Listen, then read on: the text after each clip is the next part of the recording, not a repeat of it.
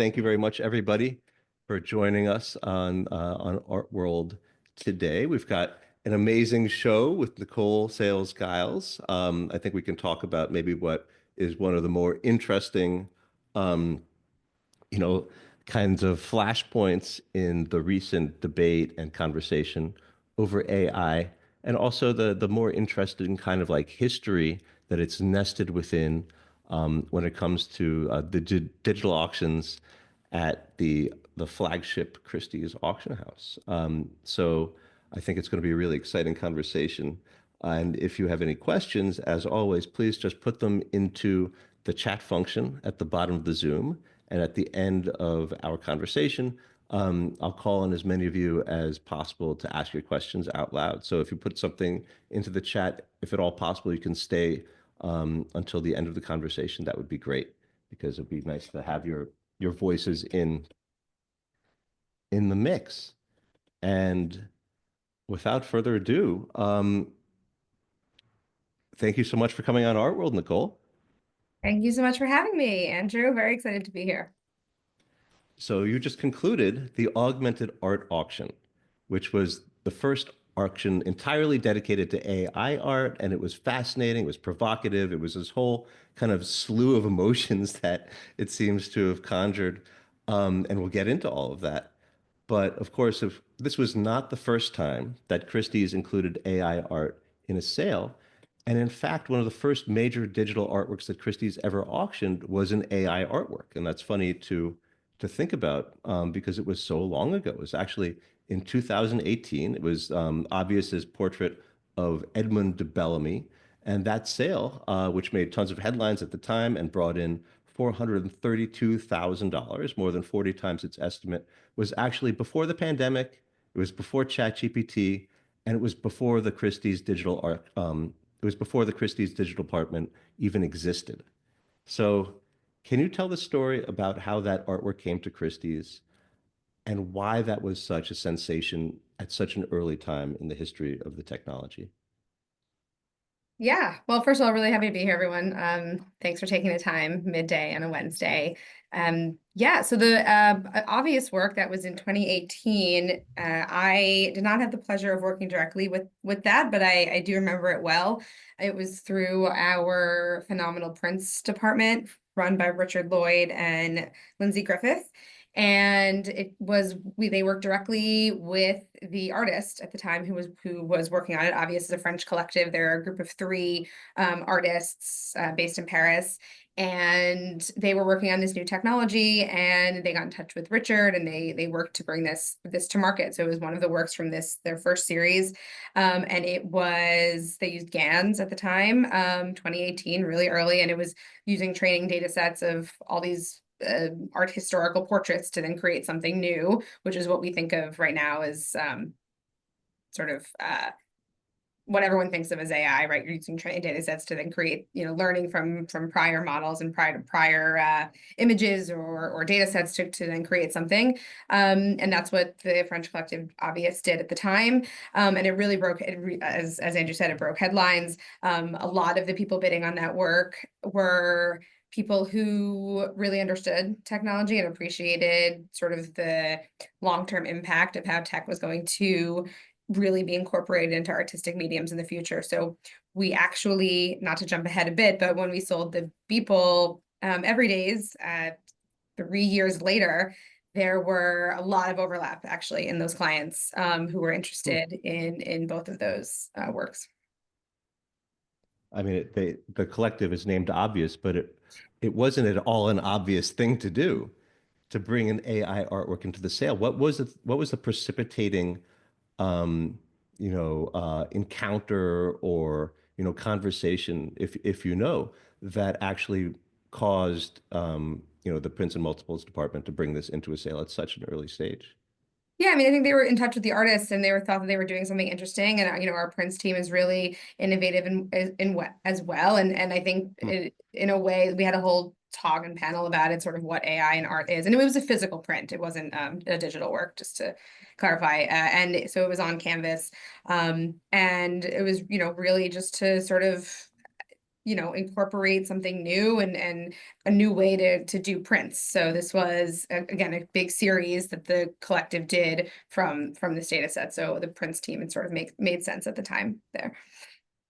And so, can you talk a little bit about how the treatment of digital art at Christie's has evolved from this time, from when it was, a digitally created print using AI, to the People's Everyday Sale, where you had something that was a kind of a handcrafted, in a sense, digital art, compendium, and then to this, this AI sale today. Like, what was the evolution of how you guys were even concepting how digital art exists within Christie's?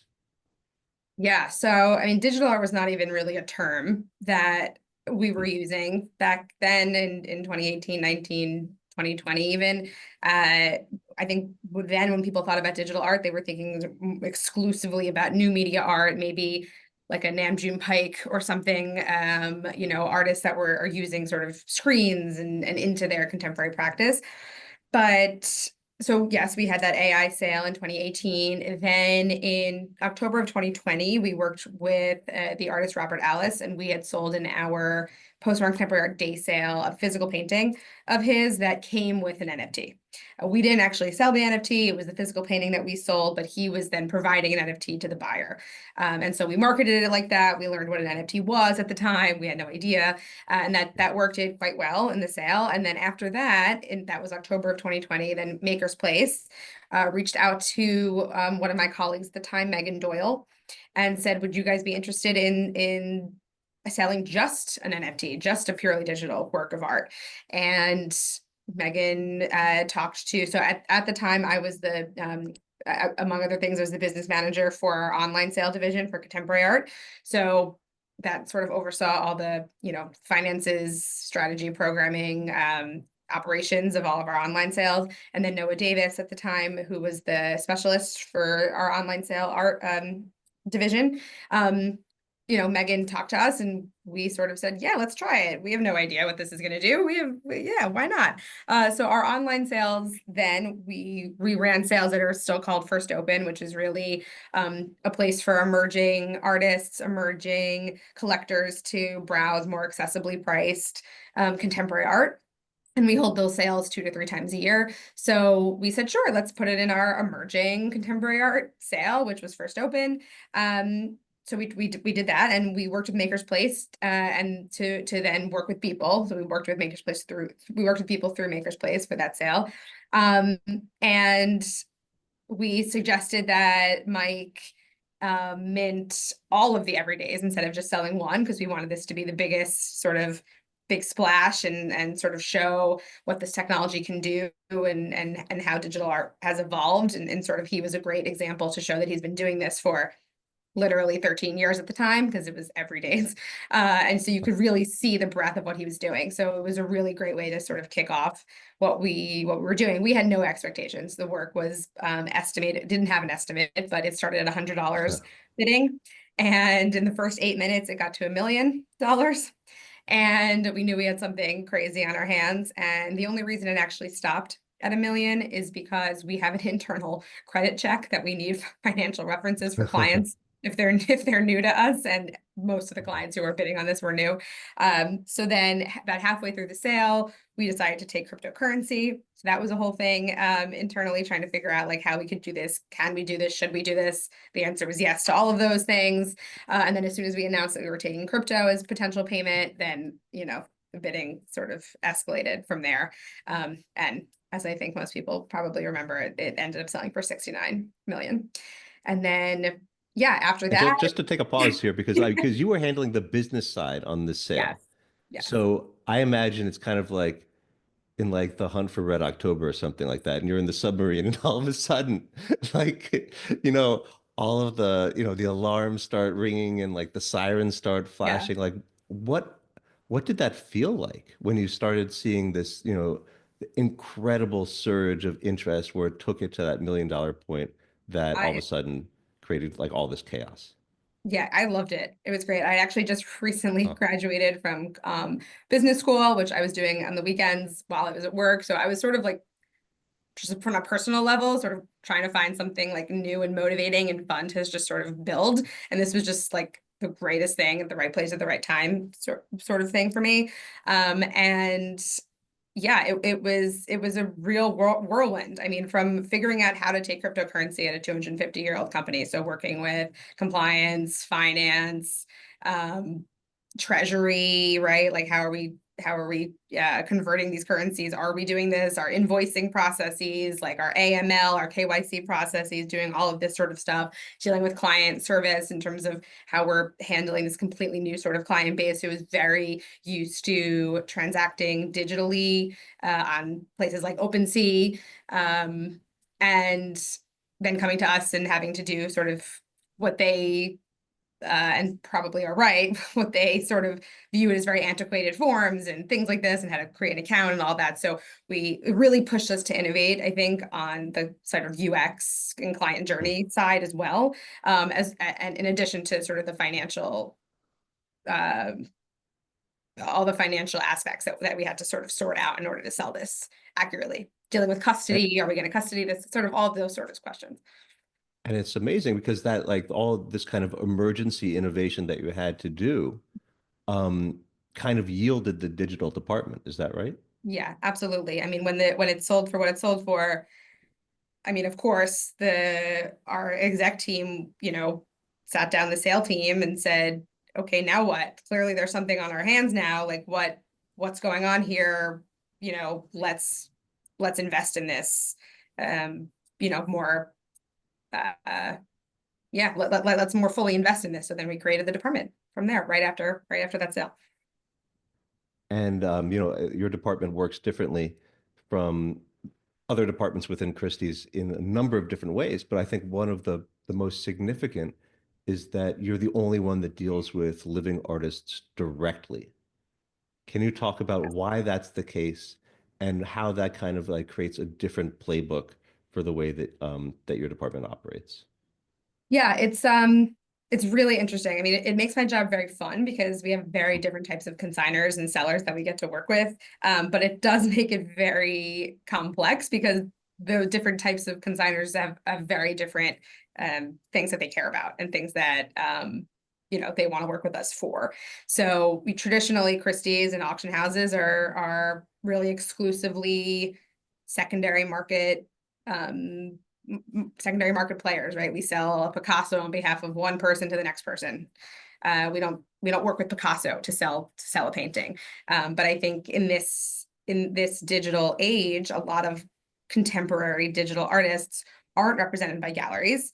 Many do have agents, but those aren't, agencies aren't places that actually sell, that have mechanisms to sell on behalf of clients. So a lot of these artists are in touch with their collectors directly on Twitter, and they're looking for amplification. They're looking for a better place to tell their story. They're looking for traditional art, legitimization, justification for what they're doing. And that's what Christie is providing to them. That's the service that we're providing. We're telling their story in a professional way. We're equating them and elevating their art alongside the artists like Picasso, Warhol, Basquiat, what have you. And that's what I think, that's the real service that we're providing a lot of digital artists today.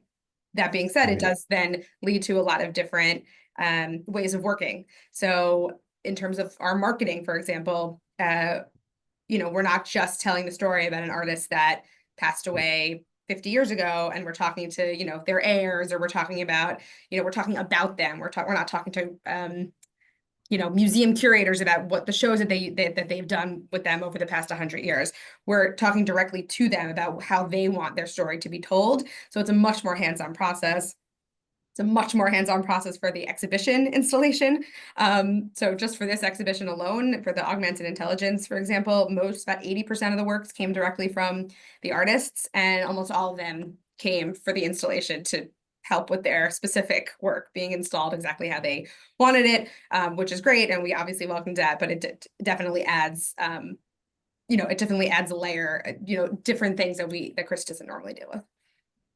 And when you talk about the way that the marketing department gets involved in such a significant way, um, it's interesting that these kinds of artist direct sales, like the Beeple sale, actually act as incredibly powerful marketing, not just for the artists themselves, but also for the categories that they represent.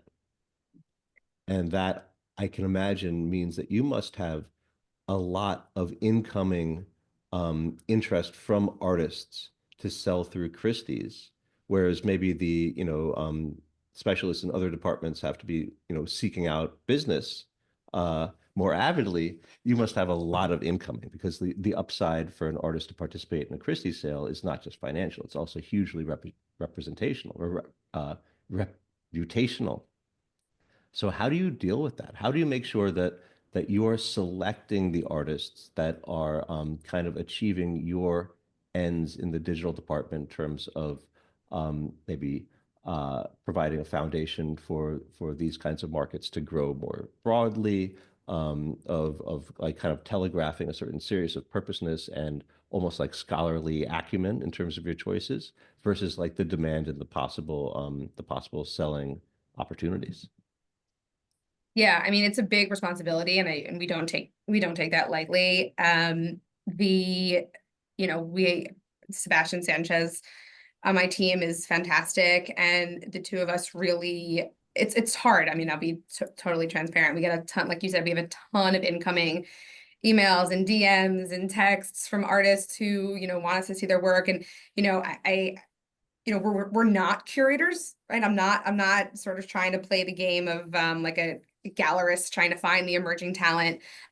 There are galleries who are doing that, and we often look to them about who they're seeing and work with them and partner with people in the space, like for example, like Fellowship for Artix Code. These two, we worked with both of them quite heavily for the augmented intelligence sale. So there are other agencies, things like that, that are doing that. I think something that we sort of tell ourselves often is, okay, in 10 years from now, if you look back on the artists that were in these Christie sales, who's going to stand the test of time?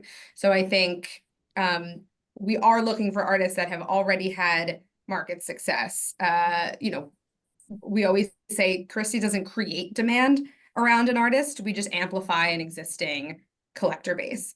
So there has to be something to hold on to. There has to be some sort of story to tell. There has to be something to point to when we're trying to sell these works to collectors in both the traditional art Mm. world and in the digital art world, in terms of collectors, to say, okay, these are the selling points of why you should collect this artist. They've been in X museum shows, they've been in Y publications, they've had these sort of sales in the past. This is the body of work they started with, and then came this, and then came this. So there has to be some sort of proven track record that we can tell the story about. So in the AI sale, for example, many of the artists had shown, like, Rafik Anadol's obviously a very big name. He's in the permanent collection of MoMA. Harold Cohen had a Whitney retrospective last year. The Holly Hernan and Matt Dryhurst work was in the Whitney Biennial. Pinder Van Armen's work, there's work from him in LACMA. So we are looking for sort of artists that have had success already. And in terms of this kind of incoming demand, this department was kind of born from the NFT boom, and it also birthed the NFT boom to a certain degree. And then since then, as we all know, there have been whiplashes in terms of the NFT market, in terms of the broader kind of crypto marketplace more broadly. And how are you now, like, how are you looking at NFTs versus potentially AI art and potentially, I don't know, robotically created art? How is like how are you tackling the kind of incoming demand that you must have from people who want to sell NFTs through you guys with the market that I think where the demand has kind of ebbed? Yeah, I think, well, so there's, I guess, two parts of that. One is like the market pricing question about sort of where we were and when the department was born, and sort of where we are now, which does pose challenges, I think. So while we do a lot of primary market sales, the secondary market sales are also a big part of our business. And a lot of people have very different price expectations for works that they maybe purchased in 2021 and then now want to sell. And so sometimes, we're just trying to be realistic. And then, if it doesn't work out, it doesn't work out, in terms of if they don't want to sell at the prices that we are suggesting. That the conversation, unfortunately, does happen a lot. I mean, there was a market correction. I don't think anybody is trying to hide that. I think the market's more mature now. I think there's less speculation. There's more people collecting art for art's sake and less about collectibles necessarily.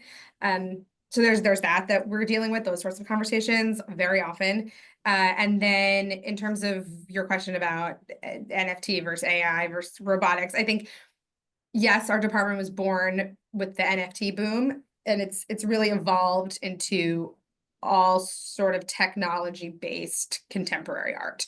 So whether that's artists that utilize blockchain and NFTs, whether that's and I will say, like,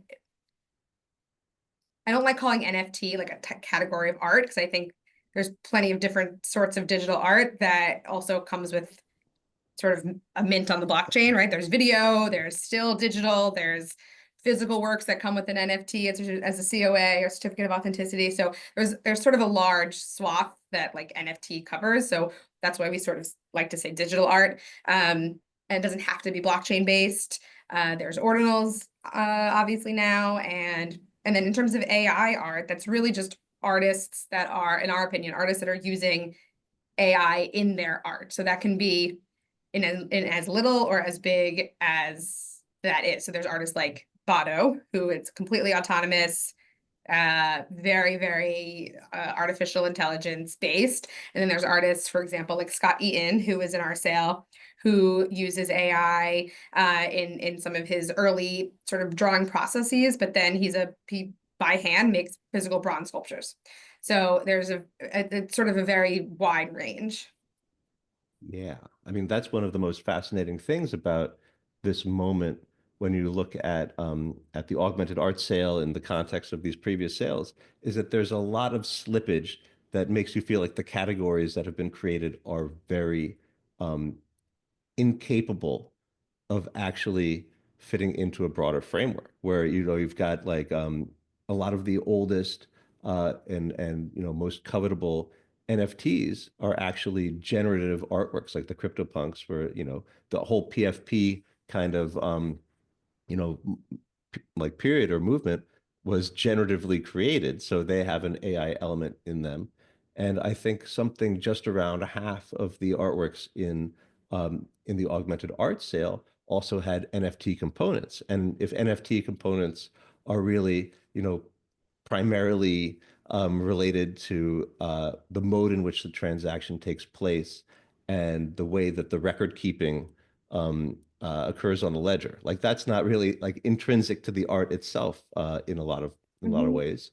And then the AI is a tool that surrounds all kinds of different creative modes that can yield all kinds of things. Like in your auction, you've got everything from porcelain to bronzes to like, Alexander Rabin's robotic arm that's, creating a painting in real time. It just feels like AI and NFT are not art categories, but they're actually something totally different that relates to the ontology of like the way that these artworks are created, but the category still needs to be defined. Yeah, and absolutely. And I don't necessarily think we need to define it. I think a lot of artists that I sort of think about it as artists who are using the newest and the most cutting edge technology of our time, whether that's blockchain, whether that's AI, whether that's robotics, and then they're using it in it to produce or to create um, new artistic outputs in some way, shape, or form. Those are the artists that are interesting to my department. And sort of whatever they're sort of producing. It doesn't really matter in terms of the physical output, right? Like, like the autonomous artists like Bado and Kiki were in the sale, and then we have tapestries from Grimes that are, woven with cashmere and wool, and then there's drawings from Charles Surrey, a plotter drawing from Charles Surrey from 1966.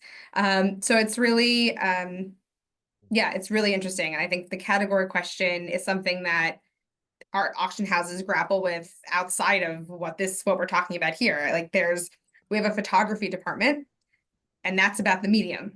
And that they sell photography from the earliest of photography from the 1860s when it was invented, all the way to photography, that was made last year, contemporary photography. But then of course we have our 20th and 21st century art department. And so there's obviously overlap there. And then, we have a Latin American art department that now that department is about geography, not about medium, not about time, but about geography. So I think it's really, and from an art department, from an art auction house perspective, we are a commercial business. So I think historically have tended to create these categories in a way that just makes sense for our buyers. If there are buyers who like to buy Latin American art, that's why that exists. So then it's easy for our collectors to know when to come to Christie's and when to look at works that they might be interested in. If there are collectors, same for photography. I think we're sort of grappling with that sort of division now as artists are using lots of different technologies and lots of different tools across categories, across mediums. So that's definitely something that we're even, I think, grappling with. I mean, we used to have an Impressionist and Modern Art department and a post-war and contemporary art department. Now we've all merged to be a very happy family about 20th and 21st century art. And then we present the best of 20th and 21st century art in our evening sales, whether that's Latin American art, whether that's photography, whether that's a print, whether that's modern British art, that's all sort of falls under 20th and 21st century art. So yeah, it's an interesting question, and I think one that is definitely not all sorted out yet. So we've been talking about the outputs of the artistic processes in the augmented art sale, but of course, the main point of controversy was really about the inputs. And you talked about Grimes's her tapestry in the auction that is, I think the title is Mary Antoinette After the Singularity, which I think is just an interesting thing to hold in your mind for a second, that Grimes is making tapestries about Mary Antoinette after the singularity. But she made that using Midjourney, which is obviously one of these larger kind of AI image models that is trained on a ton of images, some of them of kind of, let's say, not entirely legitimate provenance in terms of very, technical copyright law. So there was a protest letter that 6,500 artists signed in the in the wake of the announcement of the sale. And I'll just read that in full because it's very, very short, and I'll read it fast. It goes, "Dear Nicole and Sebastian, we are writing to express serious concern over your upcoming auction of AI art at Christie's. Many of the artworks you plan to auction were created using AI models that are known to be trained on copyrighted work without a license. These models and the companies behind them exploit human artists using their work without permission or payment to build commercial AI products that compete with them. Your support of these models and the people who use them rewards and further incentivizes AI companies' mass theft of human artists' work. We ask that, if you have any respect for human artists, you cancel the auction. Yours sincerely, the undersigned artist." So when did you first hear about this letter, and how did the news reach you? So we announced our sale on a Friday, and we announced on social media, and I always get sort of DMs and things on Twitter or on X and whatnot. And sometimes it's hard to keep track of them. So I was seeing a bunch of the DMs, and tags and Friday night. And, I saw a couple of naysayers, but there's always sort of, a lot of people that love whatever you sort of announce right at the start. And there's always a couple comments here and there. I didn't really think much of it. And then Saturday morning, I woke up to, a lot of the conversation on X, and it was mainly on X all weekend. It hadn't really moved off of X. I saw someone created the petition, and then I saw some conversations and backlash, and sort of I was tagged like on X on a lot of things. So that's how I was reading some of the commentary.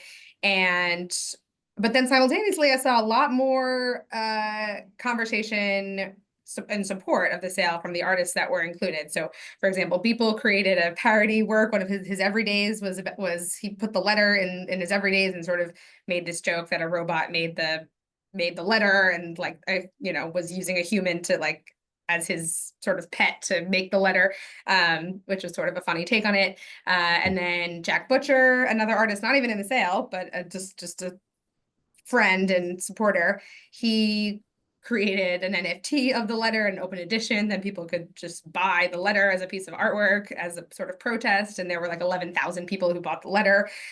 So it was, you're seeing a lot of sort of commentaries and posts and things from all the artists that were in the sale, and a lot of, just a ton of support. And the conversation was just really meaty and really important. And it was really inspiring to see that art was the catalyst to have this conversation. So all weekend it was really just on X. And then I think Monday was when some of the sort of more traditional headlines, art papers, but also more of the like Guardian and other sort of publications started talking about it.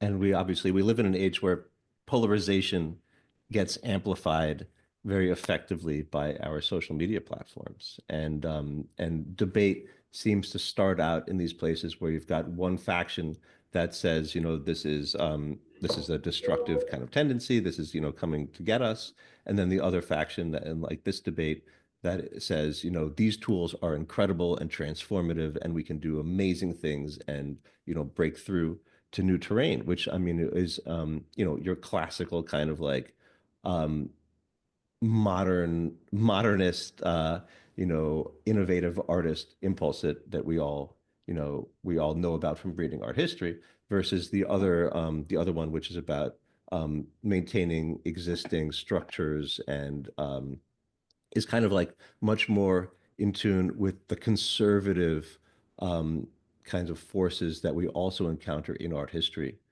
And so there's a certain tendency, I think, to view this debate as replaying that kind of that battle between the forces of innovation and disruption, and the forces of conservation and traditionalism. But I Yeah, I wonder, think is there something else going on here, or how do you see the debate? How do you look at the debate? Yeah, I think that's an element of it for sure, but it's much, much bigger than that. I mean, I think the the people in the letter are bringing up a point that needs to be discussed, right? I mean, they're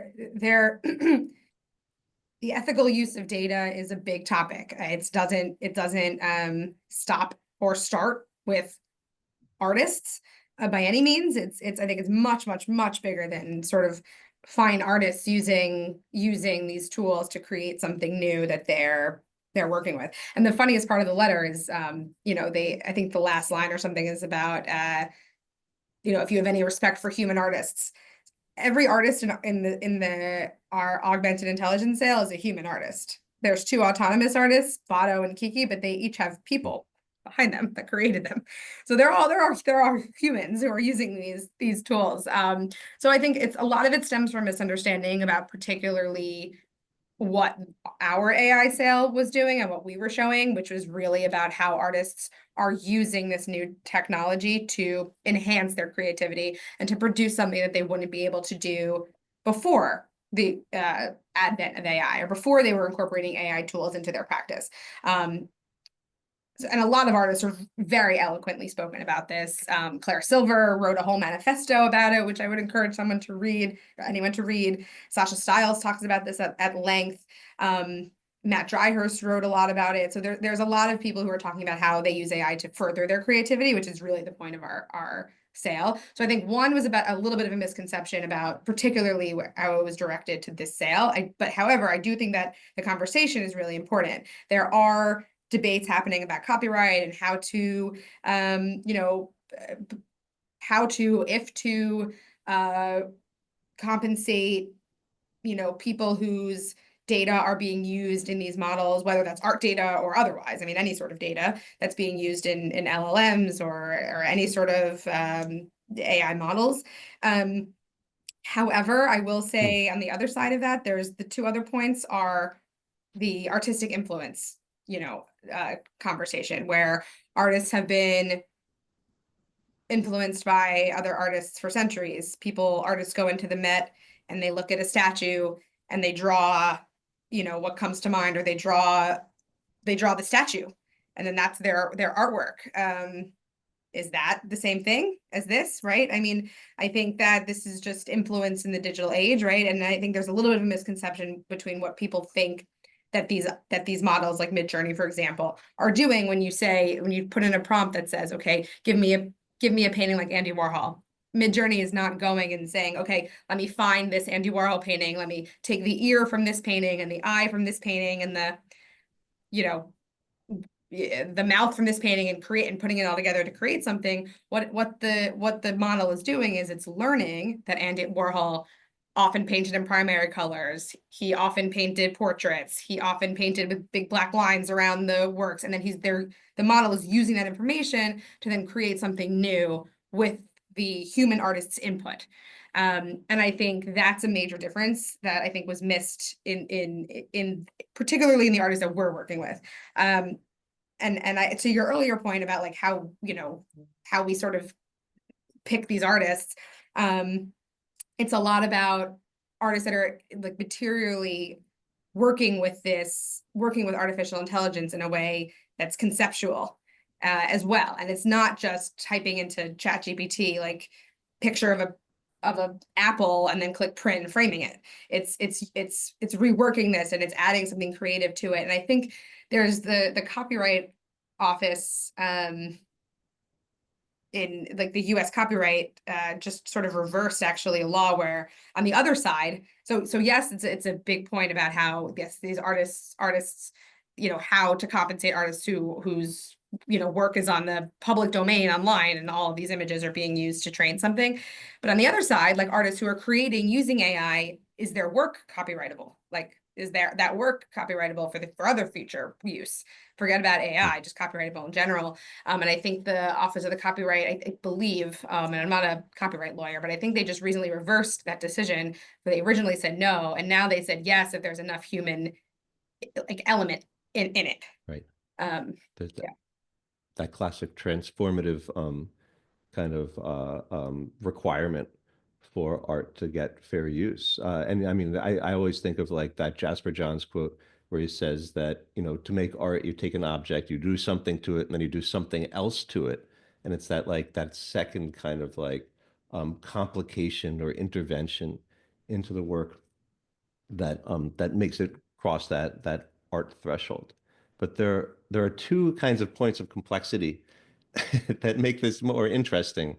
And one of them is that, the artists who are defending their ability to use these AI tools, um, for instance, Holly Herndon and Matt Dryhurst they have very nuanced views of it, and they've created this whole, their whole spawning startup enterprise in order to try to come up with ways of equitably, you know, building models from public domain images to kind of try to get around some of these ethical complaints so that they know that there is some middle ground that needs to be reached and that this is not just an infinitely, like libertarian kind of setting. But the other thing that complicates it is that if you actually look at the signatories of the protest letter, those artists are not really fine artists, but rather commercial artists and applied artists. There are a lot of graphic designers, there are a lot of video game artists. And in fact, I mean, like it's 6,500 names, but I ran them through Perplexity to see if it like rang a bell with any kind of like fine artists who had gallery or museum showings, and nothing came up. So that may have been a quirk on the AI model, but it actually seems it breaks down into the artists who are defending the tool usage and the sale in general are fine artists, and the ones who are opposing it are the commercial artists who maybe are at the most risk Yeah. of having their livelihoods, Yeah. And and disrupted. and it's I don't want to be insensitive at all. I mean, that's a real, it's a real concern. And I think that's back to the sort of techno capitalism moment in time where we are. I mean, AI is going to make some jobs obsolete. I mean, it just will, and it all probably already has. It's going to reduce the size, and I think that happens with any sort of technological revolution. So I think I feel for graphic designers, I feel for illustrators. But at the same time, I think the letter was a bit misplaced in terms of where the complaints were sort of directed to, who the complaints were sort of directed to. So, I mean, for one thing, it created a tremendous amount of publicity around the sale, and that must not have been entirely uh, unwelcome. I can imagine. No, But listen, I thought it was great. I thought it was great. I thought it was bringing up the conversation that is an important conversation it should be having, and the fact that art, like I said before, the fact that art was the catalyst for that is perfect. Is exactly what art should be doing. And I think it speaks more to the fact that how right of the moment, we were with doing this sale now.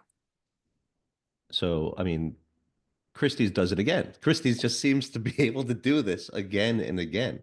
I mean, you did it with Salvatore Mundi.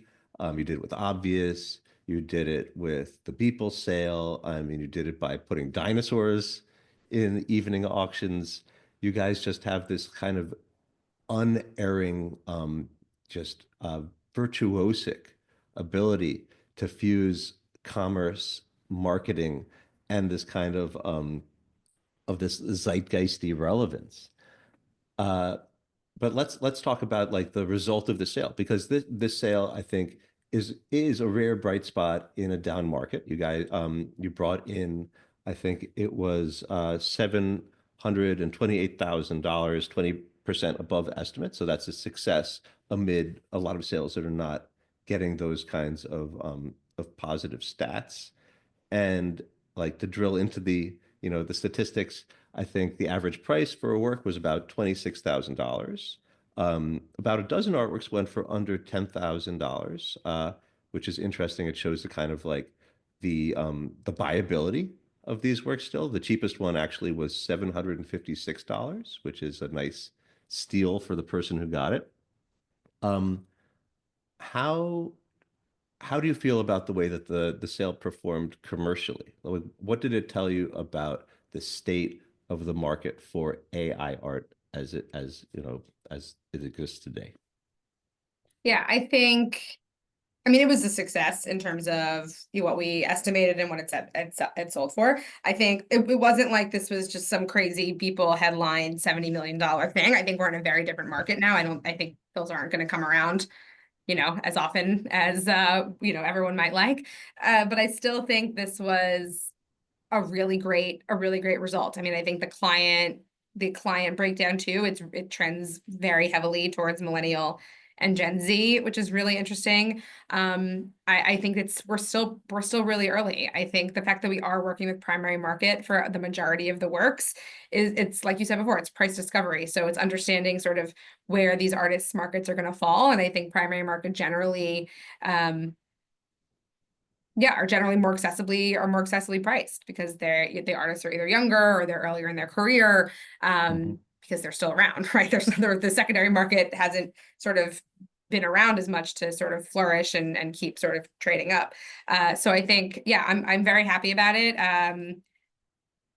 Everybody always thinks that like they could be happier, but I think we're good. I think there were a couple works didn't sell, but I think overall, I think it was a really positive stats. And I think the client, so we had about 50% new, 50% of the bidders and buyers were completely new to Christie's. So that shows that there's, even though we've been doing digital art sales for 4 years now, exclusively, like dedicated digital art department sales, there are still a ton of people who are sort of coming out of the woodwork and new to this category and keep being interested to start acquiring this.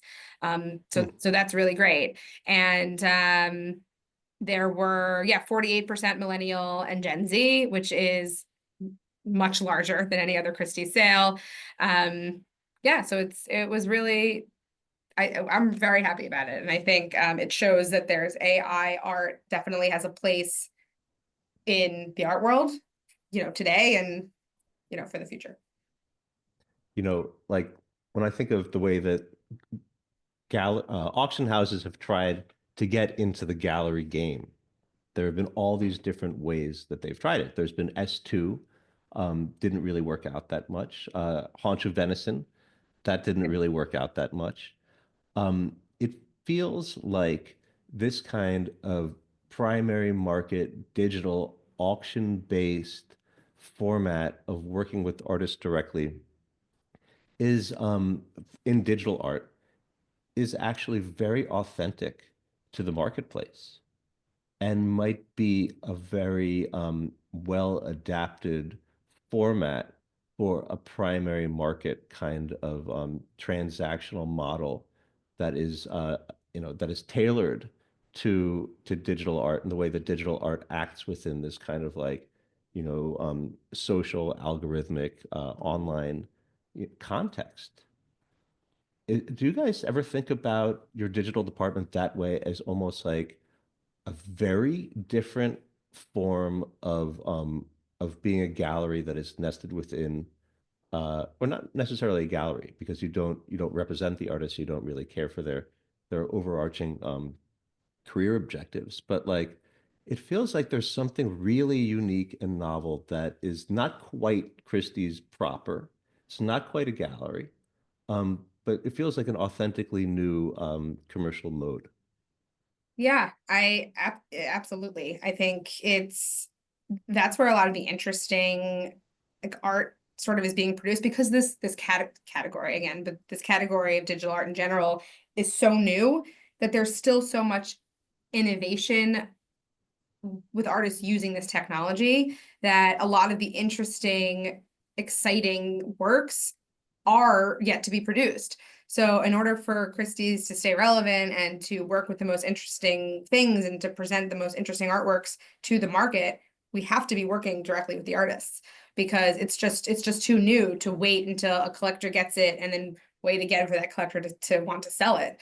I just think it's for us to play in this space, it has to be directly with the Hmm. artists, not exclusively. We definitely do a lot of secondary sales. But I think it's really exciting with the artists exactly for the ways that sort of we talked about before, the marketing and the storytelling is really something that I think a gallery doesn't offer an artist. And I think something that the artist, especially when they're able to be so in touch with their collector base directly on social media or in like the art circles, they don't need a gallery necessarily to find them the good collectors. That's like a lot of what galleries have done in the past, right? Is to say, okay, I'm going to place your work with the good collections that will Yeah. hold it for a while, or that will make sure that your works get into the hands of the appropriate people to lift up your market in X amount of years.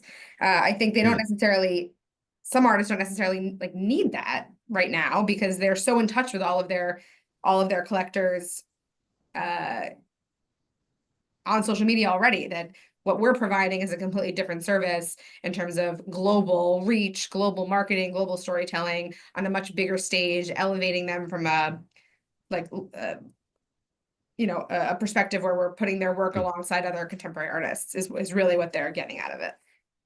And you kind of like click together very naturally with this new kind of agency model that is developing to take on those kinds of like career management elements Mm. and maybe brand partnerships that galleries have done in the past and that galleries haven't done in the past. So they're this new kind of hybrid thing. Um, Thinking about like the future of the Christie's digital art department, do you see bringing in a an artist agency capacity at any time, or how do you see the digital department evolving over the next like 5 years?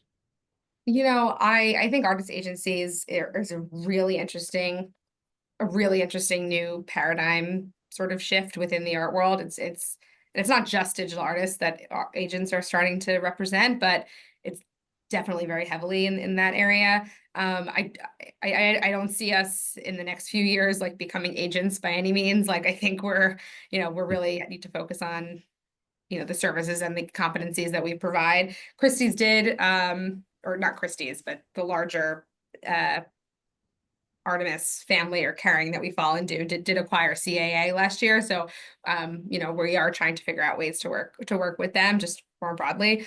But I think I mean, people ask me this. I think in 10 years, I don't even know if the digital art department will exist in its current form, because ideally, digital art is just another form of contemporary art, and it's just within our 21st century sales. And those are just the artists that are using technology of today, and it's the best of the time. And you don't need someone specifically focused on the medium of being digital. So I think I would like to see it more integrated, and it's just sort of another artist that's in the mix of 21st century.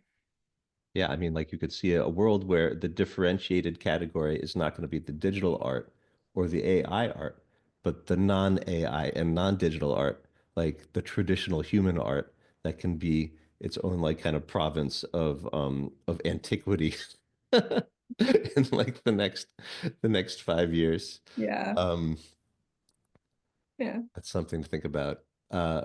Last question before we flip to the audience questions. Mhm. Um, how is Christie's and how are you using AI internally in a non-artistic kind of way, but actually to enhance the business or to, create new opportunities? Yeah, so we use AI for like to help with sort of client suggestions for what we think our clients might like. And it's been really helpful, because I think we have sales almost every day, Christie's globally. So it's hard to keep track of, our clients will like a watch in the Geneva sale, or wine in Hong Kong, or a painting in Paris. And so it's been really helpful to sort of centralize and suggest those sorts of things with AI. We have data. Christie's is, proprietary data in terms of bidder and buyer history, and that goes, really far back, and it's very helpful for clients. I mean, clients have loved it. Hmm. I've sort of joked sometimes, like, hey, we have this AI system, and they think that you're gonna like this thing. Like, is that real? Do you like this? And they're like, oh, I hadn't thought about that. That's really cool. Thanks. So it's been kind of fun to experiment with and see. Yeah. And Wow. personally, I think I use AI the most with recipes for myself. I look in my fridge and I say, I have all these like ingredients that are going to expire soon. Like, what should I make? So that's Ah, personally my favorite use of AI. amazing. I can imagine that there will be a lot of delicious, food cooked in your house and also a lot of very happy Christie's clients who have tons of things in their homes and less money in their bank accounts. So everybody will be happy. Um, let's go to the question. So, Niranja, no, I'm sorry, Niranjana, would you like to ask your question?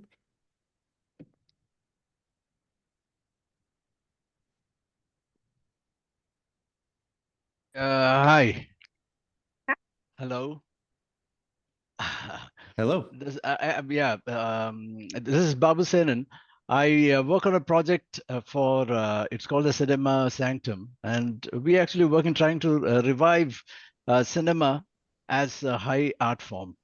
So I'm very interested in this exciting conversation that you've been having. I've been listening closely to this. So I would like to know whether institutions like Christie's in the near future would be able to look at, because you've taken up digital art as part of your evolution. Would you be looking at cinema as pure art cinema, and so on, as also part of you know institutionalization, which Christie's can achieve? Hmm. Yeah, I mean, It's it's a matter of interesting. interest.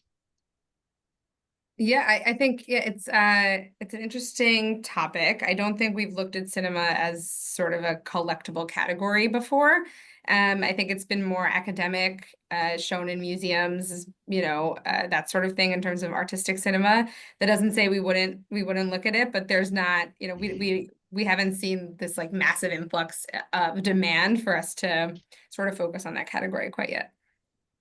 But it would be very nice if something like that could be worked out, because cinema, as many of us see, is dying as an art. It's mostly now, even the big festivals, as I've written there, it's a matter of great concern for us. So I wanted to ask you that. Thank you very much for answering. Fascinating question, because there are a lot of artists who are making extraordinary use of bleeding edge video AI tools, and Yeah. this is obviously changing um, the whole like kind of economic model of cinema in a certain way. And I could see, I mean, it's an interesting question. I mean, there could be some kind of weird, you know, new model of buying movies. I don't know. That's just Yeah. me. Like that's not Nicole. Nicole is the one who actually That is excites the one. me. Yeah, I mean, So I think just like the ownership of movies is just an industry I don't know enough about, and just in general of like Hollywood and how the rights and producers and all of that sort of works, and how that could, if at all, be integrated with auction. But I'm sure there's a way. Put it on the list. Thank you. a lot, big list. So Emily B, would you like to ask your question?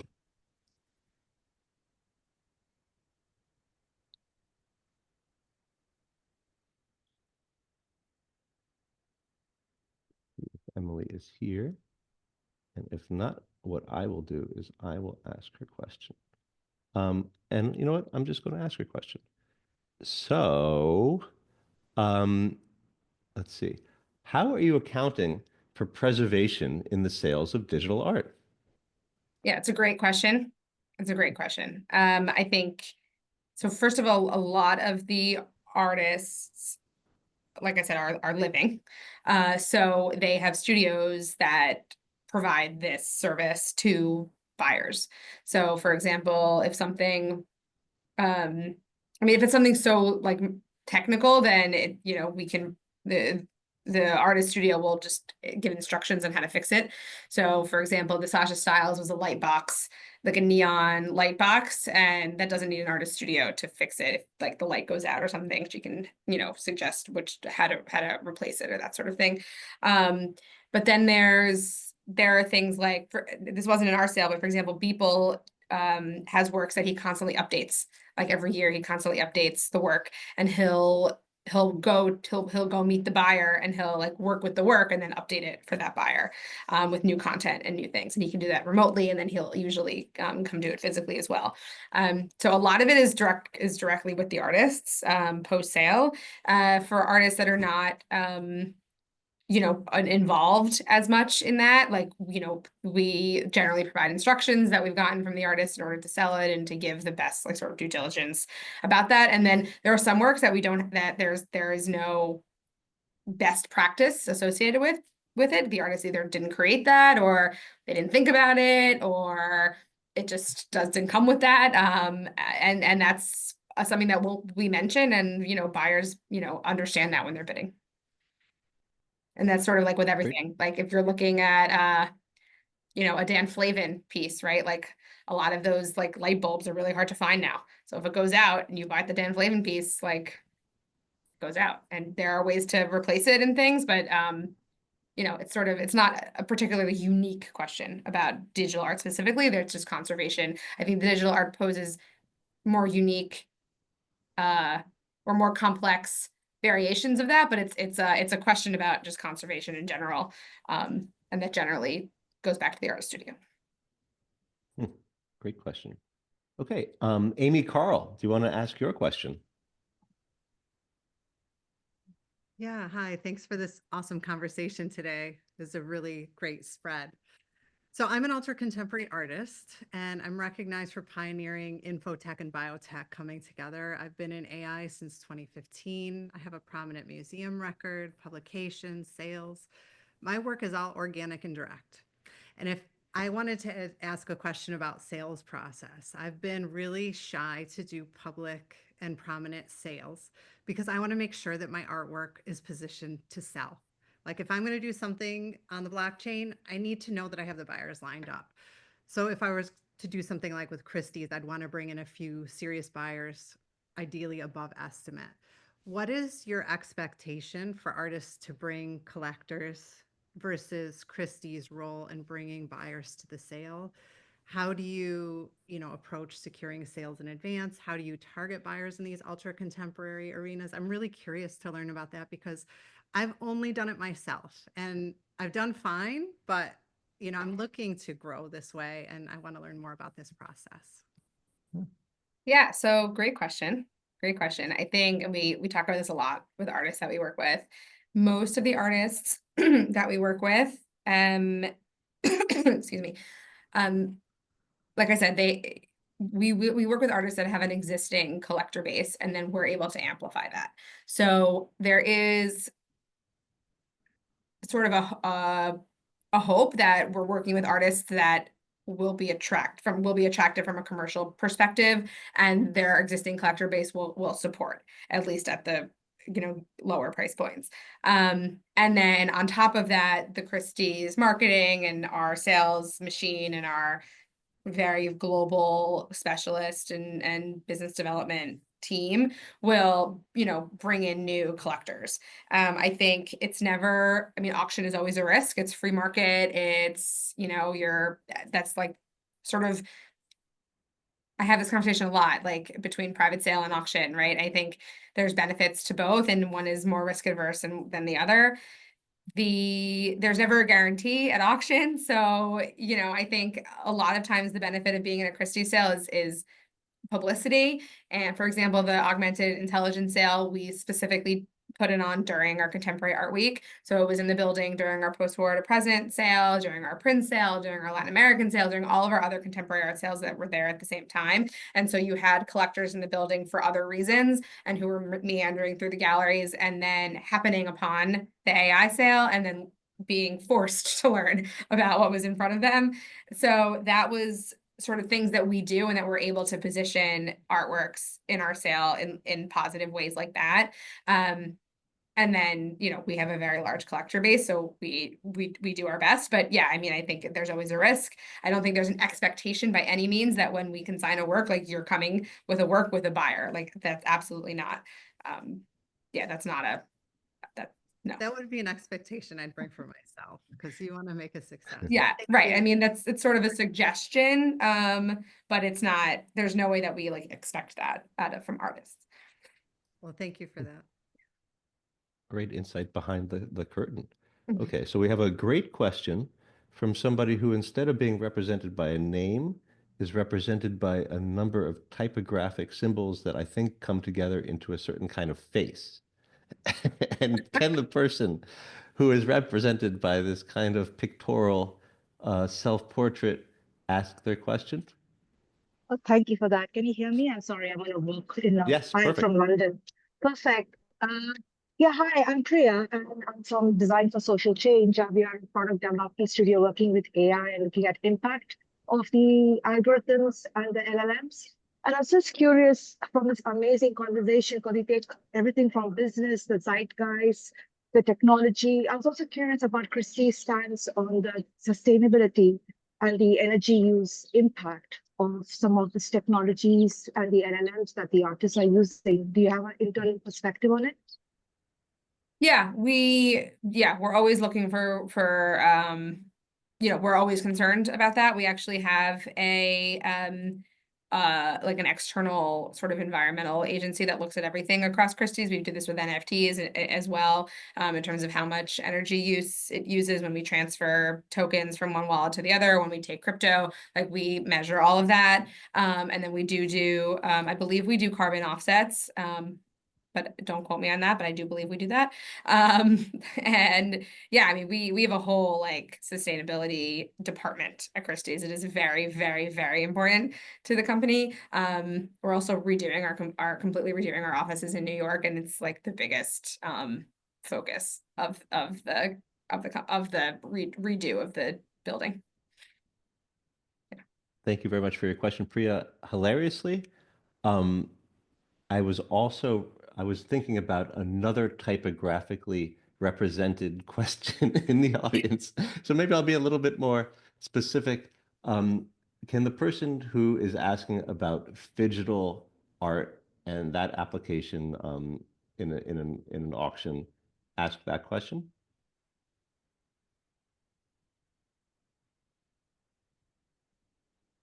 Okay, I'll just ask this. Um, so Nicole, what are your thoughts on the most interesting crossovers from digital to physical? And how are collectors shifting or adapting to these kinds of new phygital categories? Yeah, I think it's a great question. Although I hate the word phygital, I just think it sounds weird, but I this is my personal thing. But I love I love artists who are doing that in smart ways. Jesse Woolston is probably one of my favorite artists who did this or is doing this in really thoughtful ways that the physical and the digital complement each other. I've seen a lot of artists who are digitally native artists who try to do something physical because they think,